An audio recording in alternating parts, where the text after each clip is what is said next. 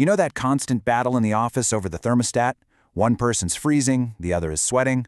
You'd think it's a simple problem, right? But it actually points to this huge question. What if the whole idea of a single, perfect temperature is just a myth? Seriously, what number just popped into your head? Is it a crisp 21 degrees? A warmer 24? I mean, for decades, we've been designing our buildings to hit and hold one magic number. But what if that's completely the wrong way to think about it? Okay, let's get into it. So if you check out the official rulebook, like India's National Building Code, you get a super clear answer. It says that for every building, in every season, the comfort zone is this really narrow band between 21 and 26 degrees Celsius, a range that, by the way, cost a fortune in energy to maintain. Case closed, right? Well, not so fast. So a team of researchers decided, you know what, let's actually put this number to the test. And they didn't just do a quick survey. No, they went on this massive 4-year quest in Jaipur to figure out what thermal comfort really means to actual people in their day-to-day lives. Now, don't worry about reading every single box on this chart. The main thing to get here is just how huge this research was. This wasn't a one-off thing. They spent 4 years surveying people in 32 different buildings, both homes and offices. And as you can see, they covered everything, all the seasons, from those crazy hot summers to the chilly winters, just to get the full picture.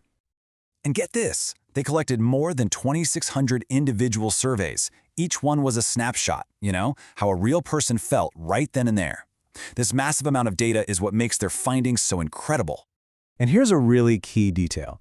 They specifically focused on what are called naturally ventilated buildings. These are buildings that breathe. So we're not talking about those sealed boxes that just blast energy-guzzling AC all day. We're talking about places that use windows, doors, and fans to stay cool. This gives people some actual control. Okay, so now that we've set the scene, let's get to the good part. What did they actually find? Well, their results pretty much flipped the whole idea of a perfect temperature on its head, and they introduced this idea called the adaptive comfort zone. Here it is, the bombshell. The official code says the absolute max for summer comfort is 26 degrees Celsius, period. But what did they find in the real world? People felt totally comfortable, what they call neutral, at a whopping 30.6 degrees. I mean, that's not a tiny difference. That completely rewrites the definition of comfort. And this chart shows us exactly why. See, our idea of comfort isn't some fixed number on the wall. It's a moving target. It literally follows the seasons. You can see it right here. When the outdoor temperature goes up in the summer, our ideal indoor temperature goes right up with it. We just adapt. And there's a name for this. It's a concept called the adaptive model. The whole idea is that we're not just, passive thermometers, just sitting there feeling the heat. No, we're active participants. We're constantly fiddling with our environment to create our own personal comfort bubble. And hey, this isn't some brand new idea. This quote from way back in 1981 puts it perfectly. When things get uncomfortable, we don't just sit there and take it. We do stuff. We react, we adjust, we adapt. Right. So what are people actually doing to stay comfortable when it's over 30 degrees out? The study found 3 main things. You could call them the secret weapons of personal comfort. And they're pretty simple, right? It all boils down to adjusting our clothes, opening a window, and, this is the big one, using a fan. These simple actions are how we build our own comfort. Okay, first up, clothing. Makes sense, right? In the summer, people went for clothes with a low insulation value. Light, breezy fabrics. But in the winter, that value more than doubled as people piled on the layers. It's just this natural, intuitive thing we all do without even thinking twice about it. But the real game changer? It's the fan. Just look at this graph. Down here, cooler temps, basically nobody's using a fan. But watch what happens as the room heats up.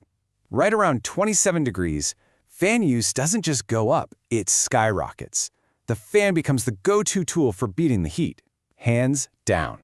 Which brings us to one of the biggest takeaways from the whole study. When it starts to get warm, what do people want most? They want to control the air moving around them. Using a fan is their #1 choice, more than anything else. So what's the payoff for using that fan? Okay, this is probably the most mind-blowing number from the entire study.